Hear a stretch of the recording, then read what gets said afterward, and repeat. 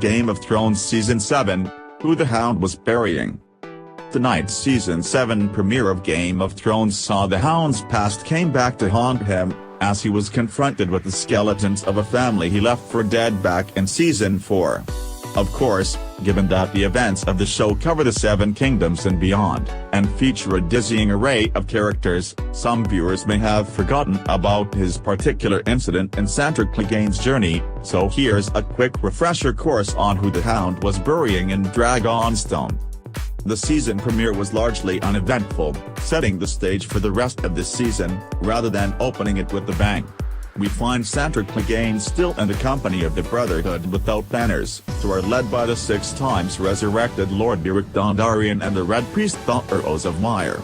Seeking shelter from the worsening climate, and hoping to find something to eat or drink, the Brotherhood duck into a farmhouse, one that the Hound recognizes all too well. Inside are the corpses of a man and a little girl, who apparently killed themselves in order to escape the suffering of starvation. These characters last appeared in Season 4, Episode 3, Breaker of Chains. A clip from the episode was shown in this week's Previously on Game of Thrones recap.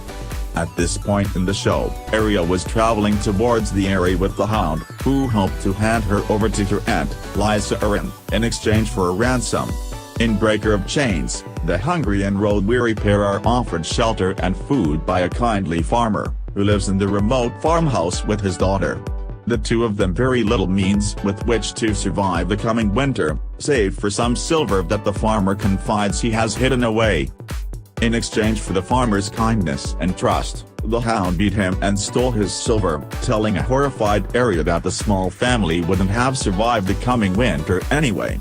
Whether that's true or not we'll never know, but the Hound's brutality sealed their fate, and in Dragonstone he is forced to witness the consequence of his actions.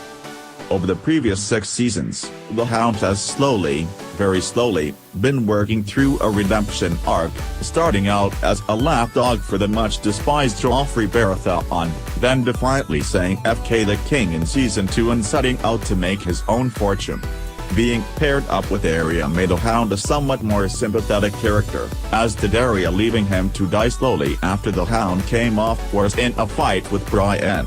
One of the most anticipated potential events in the upcoming seasons is Clegane Bull, a showdown between the Hound and his more monstrous older brother Gregor Clegane, who is currently serving as Queen Cersei's zombie bodyguard.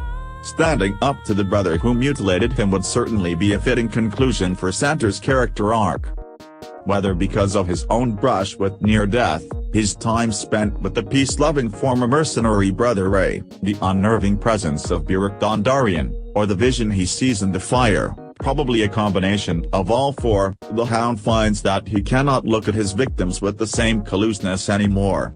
In a gesture of apology and respect, he buries the bodies of the farmer and his daughter, and Thoros helps him.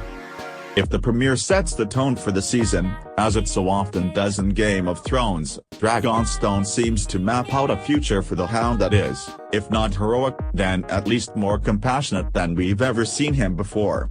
What exact role he has to play in the battle for the Iron Throne, however, remains to be seen.